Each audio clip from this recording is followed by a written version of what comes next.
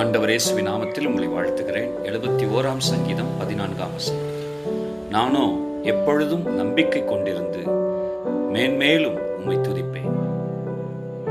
அவரில் எப்பொழுதும் நம்பிக்கை கொண்டிருக்கிற, அவர் மேல் வைக்கிற நம்பிக்கையில் நாம் வளர்ந்தோம் என்றால் இயல்பாகவே நம்முடைய வாழ்வை துதியானது சூழ்ந்து கொள்ளும்.